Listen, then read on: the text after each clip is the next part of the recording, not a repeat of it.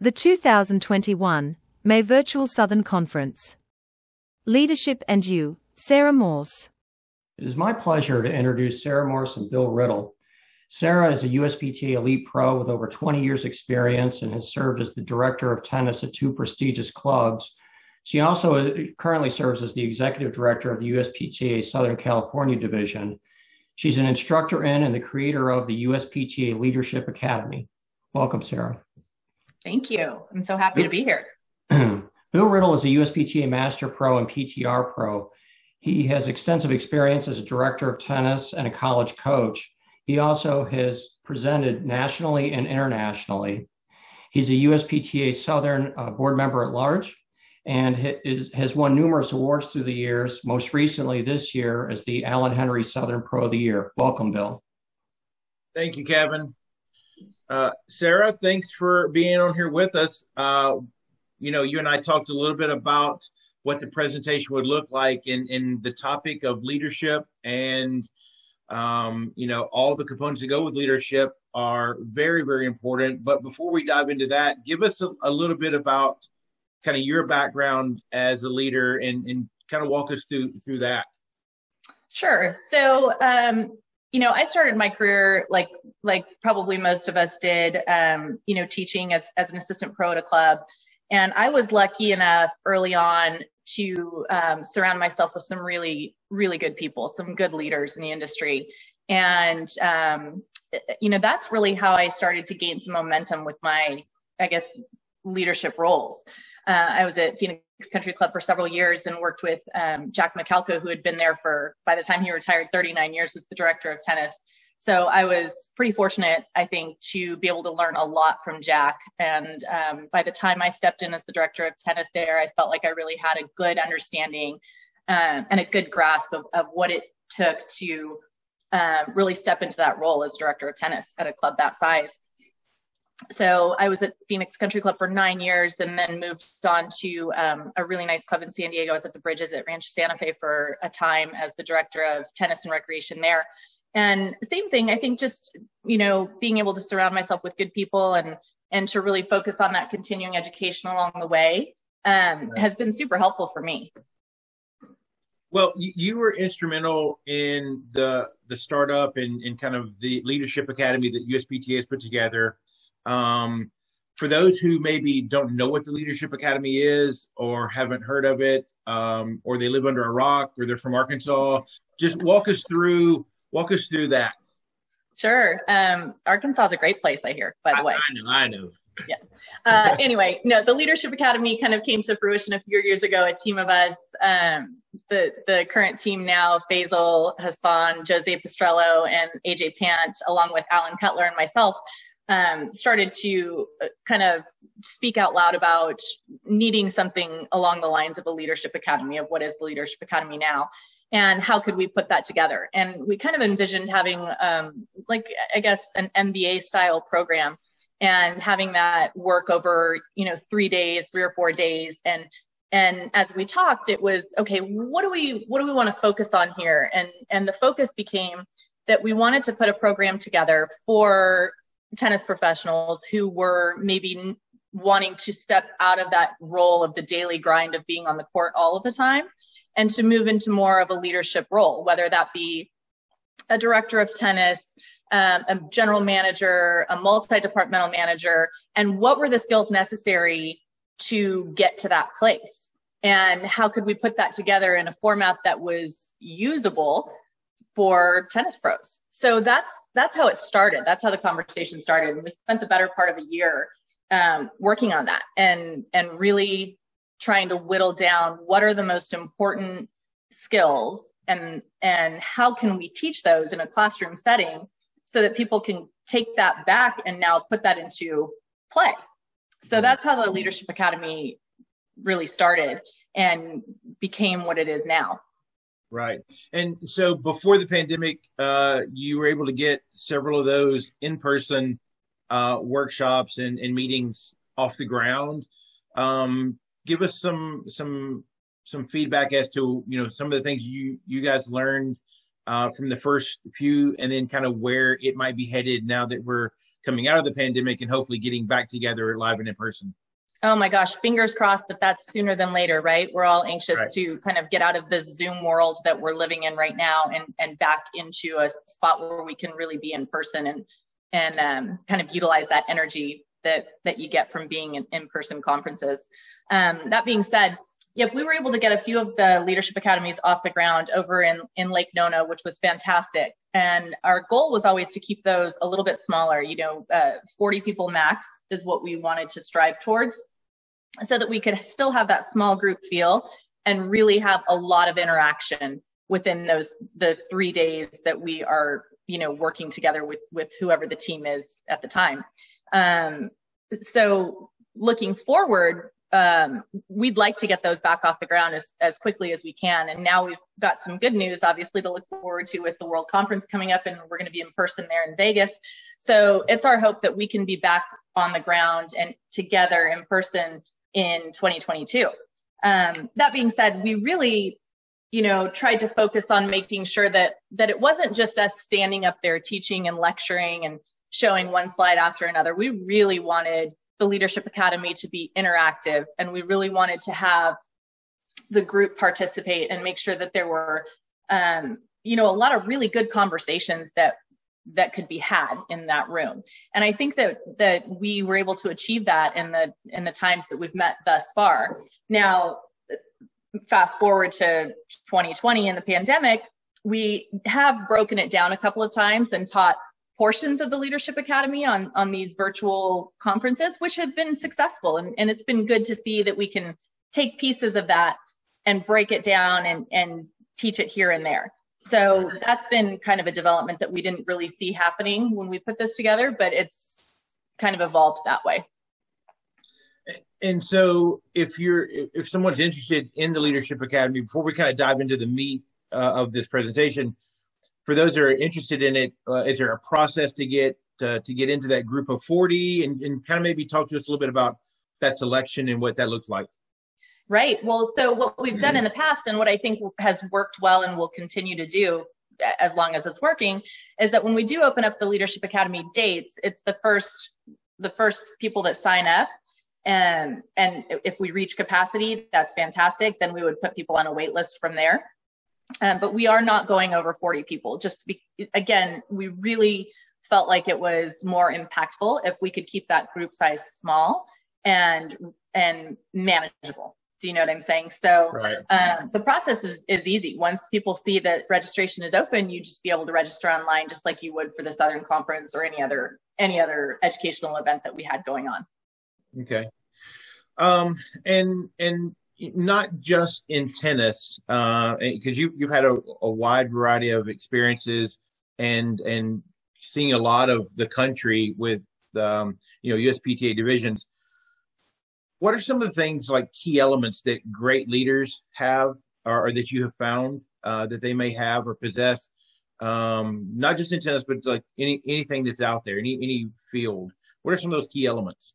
Right. I think it kind of, when you're defining leadership versus manager, I think it really does transcend across any career path that you're really talking about. I mean, for us in tennis, I think it makes sense to really talk about the leader as the coach. I mean, somebody who's, working to generate enthusiasm and to build a team that's cohesive and really working well together and, developing people, I think is key for a leadership role. So as opposed to a manager who's really kind of micromanaging people and making sure that this box gets checked and that box gets checked, a leader, I think, is really different in that they're trying to develop those people on their team to move up and to be successful. And so a leader maybe isn't necessarily looking to always take credit or have the spotlight, on them, but really to work together and build, that cohesive team that they need to be successful. And so I think that that's true across any career path that we're talking about, and not just in tennis, not just in sports, but also somebody who's able to fix the breakdown and pinpoint, where do we need more strength and what are the weaknesses and how can we strategically make those things better and how can we be successful together? Right. So I think that that's, a big difference between a leader and maybe a manager. Right. From a leadership standpoint, sometimes you hear the phrase, well, they are just a natural born leader. Are in your experience, are people born leaders, or is it something you're acquired? And if so, how do you go out there and acquire it? Sure. Well, I mean, I think that, we naturally come across people in our lives who are, very charismatic and really are kind of a magnet to other people, and people just want to be around them, right? You see it with neighborhood kids all the time, who are all the kids following? And that's kind of what I look at when I start looking at a natural born leader. Who are people attracted to? Who are they willing to listen to? Who are they willing to follow, down that dusty path? But do I think that leaders can be developed? Absolutely. I mean, I think that anybody who's, motivated, enthusiastic, and has that drive to learn, to be better, to grow, can be groomed into a leader. And I think it's just a matter of really, again, surrounding yourself with good people, having a fantastic mentor, a mentorship program that's in place, which the USPTA has, and is a fantastic resource. I think that is, that's powerful. And so I think that leaders can absolutely be developed. And for sure, that's the goal of the Leadership Academy. I mean, we want to make sure that we've got a succession plan, right? Because as some of us pros are getting older and kind of maybe aging out, we need to make sure, I'm talking about you. Yes. I'm me. Thank you. The gray is coming through. Yes.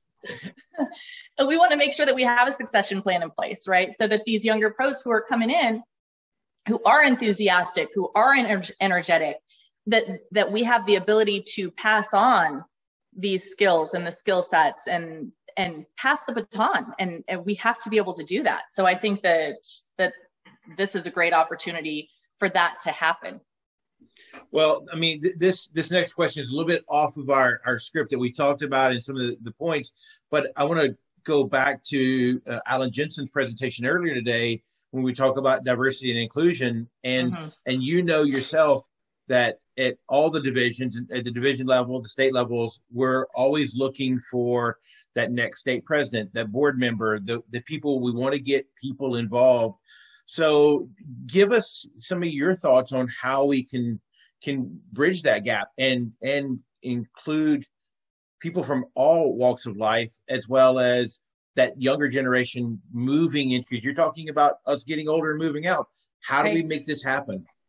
Right. I think that I'm going to go back. I'm going to step back for a second, because I really, when I came in and when you came in, Bill, to the USPTA, we were at that time required to have a mentor, right? I mean, if we can kind of jog our memories back a little bit, 1942.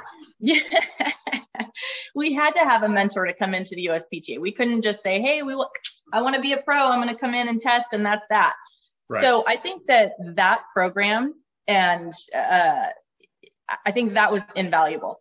And I think that made a huge difference then. And I think that it could make a huge difference now in really making people, these new pros that are coming in at any age, really, forget about them being younger. But if we're talking about being all inclusive, we want to make sure that these pros that come in feel like they have a place to go, so that they don't just come in and get lost in the shuffle. It's not just about coming in and getting your certification so that you have the insurance, but it's about coming in and it's about getting involved and really having a network to fall back on. I think that has been, for me, that's what the USPTA has really been a network, a work family, a place where I could go when I needed help. And when I wanted to work on my continuing education, or when I wanted to work on certain skills, I always felt like I had a network of people to go to. And I think that's kind of fallen behind a little bit. And if we can get that program back into place somehow, I think that's really going to bridge the gap, on that kind of leaky bucket where people come in and then they kind of get lost in the shuffle and then they're gone. What point is it for me to be a member of the USPTA or any other organization, really, if I don't find the benefit in it, right? There has to be some value proposition there. And I think that having a network of people, a mentorship program, somebody that can kind of take you along the way. The Elevate program is a prime example of that. And if those two things can kind of come together, that can really bridge that gap on losing people. Right. Well, you and I talked as we're kind of working on this about, there were like 4 key elements that you felt like were really important that came out of the Leadership Academy. Do you want to give us those and kind of talk a little bit about each one of them? I do. I want to give everybody just a little rundown on what it is that we cover in the Leadership Academy, and then what my personal opinion is on the things that people really seem to have a big takeaway on. So in the Academy, it's a 3-day program, and we cover the difference between a leader and a manager. We really dive into that because there is a big difference. We spend a lot of time on time management. We really work through delegating, which is kind of ironic coming from me, but Faisal's a master at it. So delegating, communication skills, verbal, nonverbal, listening, that's a huge one. We spend a lot of time there. And then we really work quite a bit actually on budgeting. And to be honest with you, a lot of people are very intimidated by budgets and having to do budgets and revenue projections. And so we spend a lot of time there as well. We work a lot on customer service, on what that means, what that looks like, and what that looks like in different areas. We talk about hiring, training, discipline, harassment, and then we usually wrap up with team building. And so it's a pretty large, task to cover in 3 days. But I think if I had to pick the things that people really walk away with and they're wanting more of, it's going to be time management, because I think a lot of people don't realize how much time they spend getting distracted by other things and not being able to stay on task, and what kind of a time suck that looks like. So time management, delegating is another hot topic during the Leadership Academy. Budget, as I mentioned, and I think it's just because it can be intimidating to some people where, you've got these huge spreadsheets and, how do I project revenue, and what are my costs going to look like, and how do I put that all together in a format that's, that I can utilize later on. And then customer service. I mean, those are the biggies. So not to say that the others aren't important and that we don't spend a lot of time on those, but I think that those are the topics that really get a lot of attention. Right. So on the topic of budgeting, it's interesting because I had a conversation not too long ago with a young pro, and in his day-to-day role as teaching lessons and whatnot, he, wasn't able to be involved with the budgeting process at the club, and identified that as something that, he wanted to do and he needed to be able to do if he wanted to become director of tennis or move up. How does someone who can't do that in their current job work on that so that they can do it down the road? Because it is kind of scary sometimes for those who've not done it. Right. It really is. And, it's interesting that it's such an important topic for people who are in a directorial role or managerial role. And yet it's not something that we see a lot of in continuing education offerings, at least not in my experience. Maybe yours has been a little bit different. But I think, being able to attend something like the Leadership Academy would be, ideal. And if not, I think it's something that we really should start popping back into conferences and educational events here and there. I mean, it's not something that you want to go and sit in a room for 4, 5, 6 hours. I mean, your eyes would be crossed by the time you walked out. Right. But it's certainly a skill that you should feel comfortable with in that role. And you should be able to utilize an Excel spreadsheet, and you should be able to understand those formulas, and learning how to project revenue and understanding cost structure. Those are things that are seemingly basic, but again, a lot of pros may not understand how to put that together, like I said, in a format that is easy to utilize. Right. So would you encourage that young pro then to reach out to that director of tennis or someone within their club to like, hey, can you teach me? Can you show me? For sure. And again, for me, I'm just speaking, from personal experience, numbers were never my favorite thing to dive into. But I was always willing to sit and pay attention and be a part of that budgeting process each year, early on in my career, because I knew that it was going to be important later. And it's still something that I work on. And especially just, if you're talking about continuing education, I mean, we're not just talking about learning what's new in tennis and learning how to hit a forehand and injury prevention and those things that tend to be a little bit more exciting. But it's important to stay up to date with the latest software and learning how to use Excel and things that are not just on the court topics. We have to be comfortable with the business side of tennis as well. And I think that that's something that maybe some younger pros may not think about early on in their career, is thinking of tennis as a business. And it certainly is a business. And there's a lot of aspects that we have to look at that aren't related to just the on-court side of the business. Right. And that kind of leads me to another question here that, do you feel like good leaders, great leaders are the type of people that do ask for help? Because we're talking about young pros asking to be involved and asking for help to kind of learn the process. Is that a key element for becoming a good leader down the road?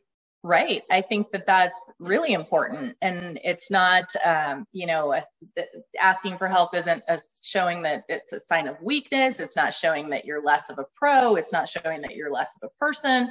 But it's, I think it's more looking at it as being open-minded, that you're willing to learn, you're willing to accept help, and you're certainly understanding that you aren't all-encompassing, knowing everything that there ever was to be known.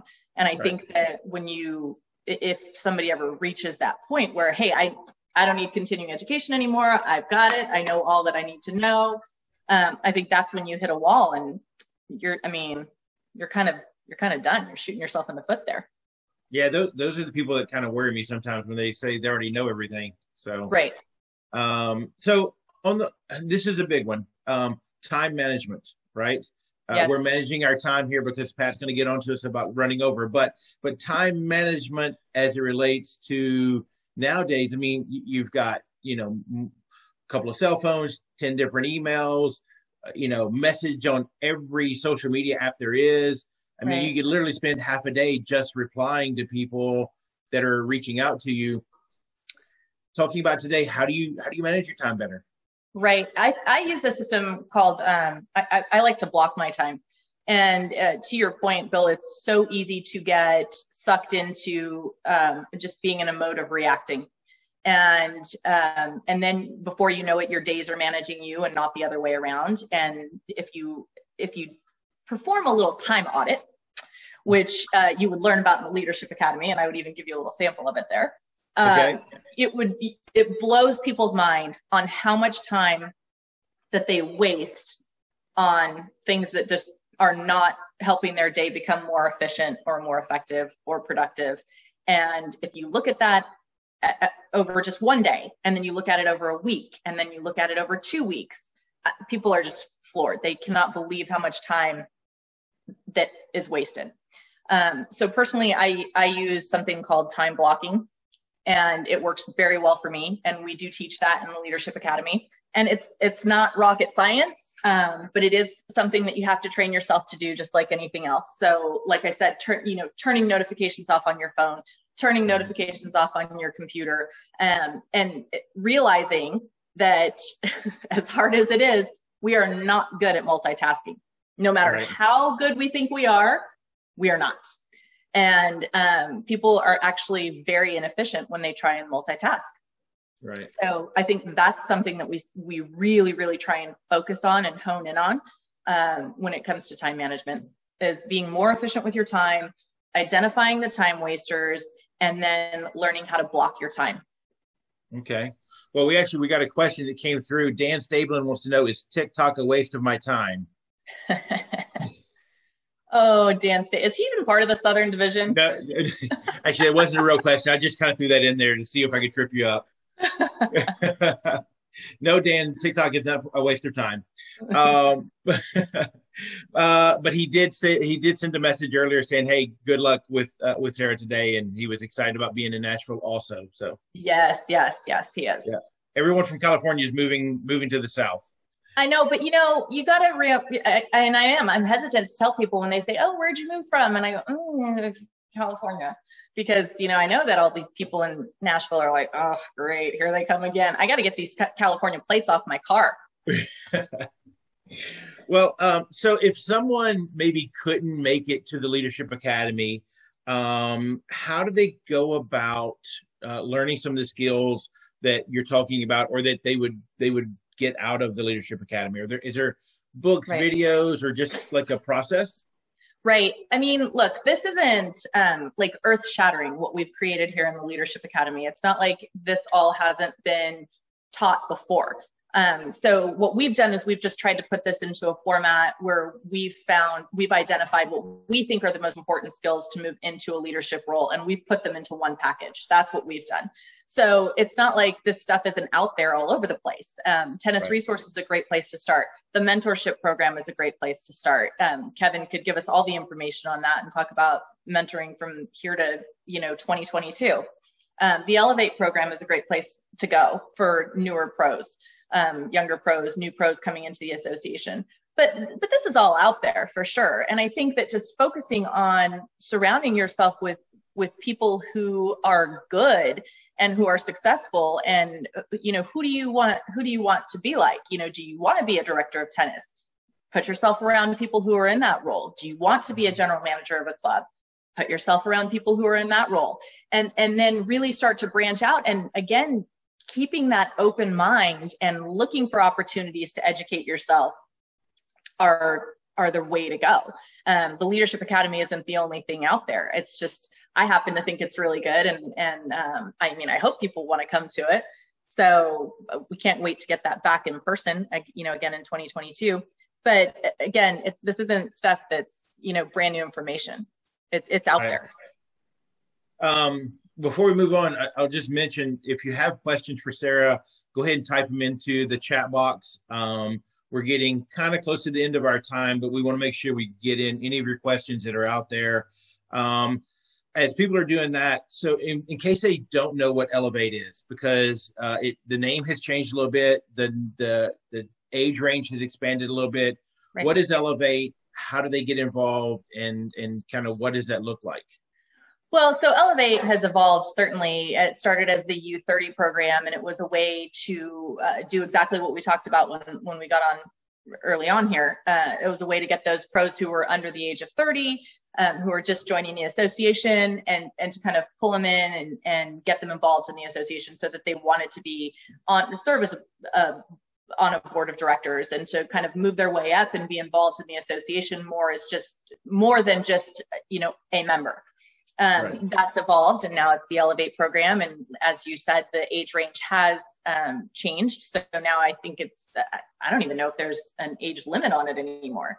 But this is just, again, another form of a mentorship program where a new member gets pulled in, and they've got a member that's been around for a long time, and it's just a way to get them involved. It's just a transition program, an inclusivity program, I guess, for lack of a better description. Right. But anybody can get involved in that. And each division has an Elevate chair. Some divisions have Elevate chairs even in the States as well. So again, if people want to get involved, I feel like there's not an excuse for that not to be able to happen. There's so many channels to do so. And it's just, do you want to do it, or do you not? Right. So continuing education, and we've heard this before, and we know it to be true. How does that play a role in leadership, and then all the components that you're kind of talking about here? Right. Well, I was thinking about that because I know you and I had spoken about this prior to today, obviously. And I was thinking, that one of the biggest examples I can give on continuing education, whether people want to do it or not, if pickleball, pop tennis, paddle tennis. If you're wanting to stay relevant in this business, you have to be willing to expand your horizons a little bit and to be willing to take on some continuing education. So for example, I know this is a hot topic right now, so I'm all about, stirring that pot a little bit, but whether we like pickleball or not, it's here to stay. It's thriving. It's growing at a rate faster than anybody can shake a stick at. So as tennis pros, why wouldn't we want to kind of put our arms around that and learn that and embrace that and make that part of what we do? Right. But that's just one little example. I mean, anybody who wants to, like I said, not be on the court for 50 hours a week as they, get a little bit older. I don't want to be on the court 40 or 50 hours a week. I don't know that my knees can handle that anymore. So, we have to be a little bit more open-minded, a little bit more creative with how we work through in our career. And I'm not to say that, Angel Lopez in San Diego loves to be on the court. If he could live on the court, if he could sleep out there, he would. Yeah. He loves it. He's great at it. And that's his niche. He's amazing. I couldn't do that. So I needed to be able to take what I know and grow on that and then expand my career path a little bit because I couldn't be on the court 50, 60 hours a week. Well, so Kevin wrote in, and the focus of Elevate is if you're a member 5 years or less, doesn't matter how old you are. Yeah, that's a really good point because I think that drop-off rate is probably right around 3 to 5 years. So if people have joined the association and they feel like, after 2, 3, 4 years, what am I really getting out of this? Am I just paying dues just so I have the insurance? Do I really still need that? Is there a place for me?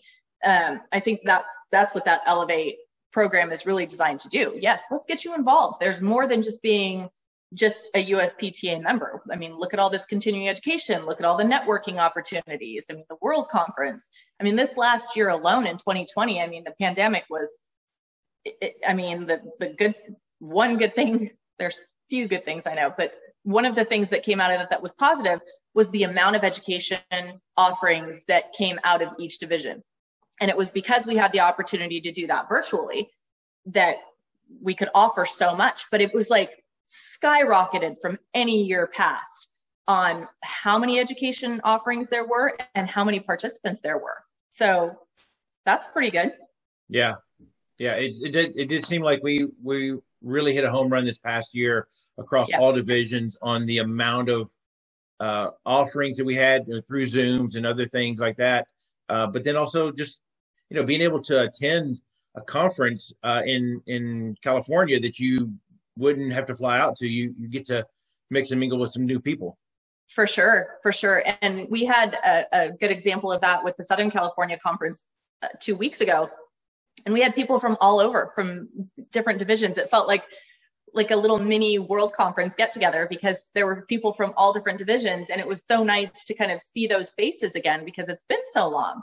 Right. But, I think the other thing that came out of pandemic time and actually kind of transcends over to the Leadership Academy is the amount of time that people have really been able to be introspective and had time to self-assess and really see where it is that they're at, in their career and personal lives, et cetera, and really figure out where they want to go from here.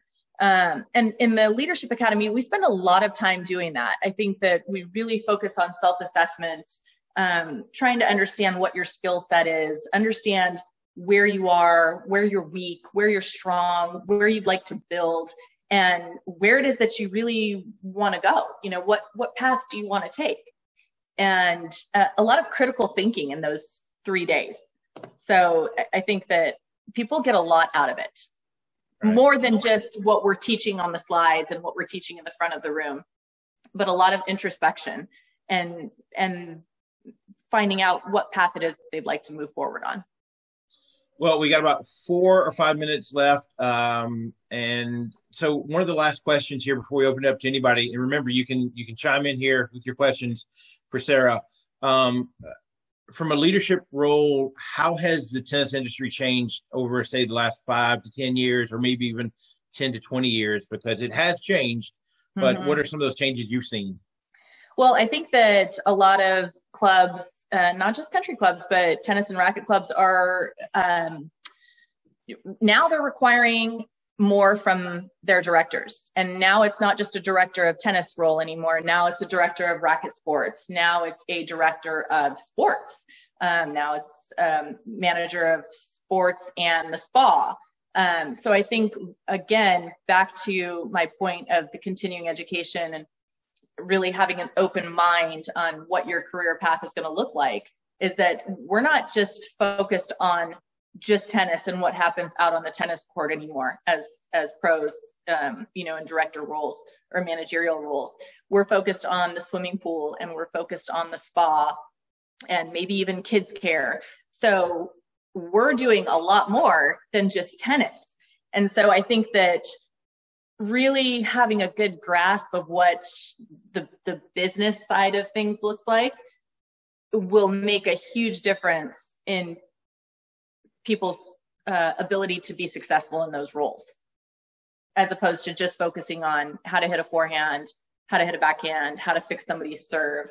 I think that really understanding the business around it is going to make a difference. And that is going to set people apart, especially when applying for those jobs. Well, all right. So last thing before we kind of wrap it up, once again, you can ask the questions on the chat box there. Someone's listening in right now. They want to be involved. What's the first thing they have to do after they wrap up listening to you? Yeah, I think that looking at the calendar and finding out what's next on the education calendar is the first thing that I would do. And the second thing I would do would be to look up that mentorship program, because when you can get yourself a good mentor, that can take you a long way down the road. And it's just a great way to network. I mean, it's a fantastic way to, bounce ideas off of somebody else who's been doing this a long time. Or not even, I mean, they don't even have to be doing it a long time, but be able to bounce your ideas off of somebody else who maybe thinks a little bit differently than you do. So I think just opening up our minds a little bit and being open to that will take people a long way. Well, Sarah, this has been fun. We had hoped to be able to do it in person. Yes. We will be back in person. I know that we're looking at having something here in Nashville the first weekend of August. So that'll be nice to be able to be around everybody again, and maybe some high fives and some hugs that we haven't had for the past year.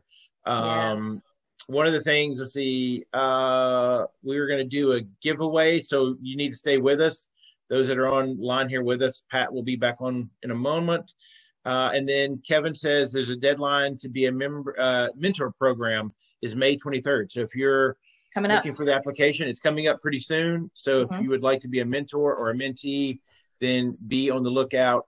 Pat does an amazing job. I'm not just saying this because he's on, but he does an amazing job of keeping our Southern Division informed with our newsletter, both in paper and online. And if you're not reading that, you should, because it's full of great information. So. Right. No, again, and that just goes back to what we talked about earlier, Bill. There just really aren't any excuses for not getting the information. I mean, it's out there for sure. So go looking for it. It's there.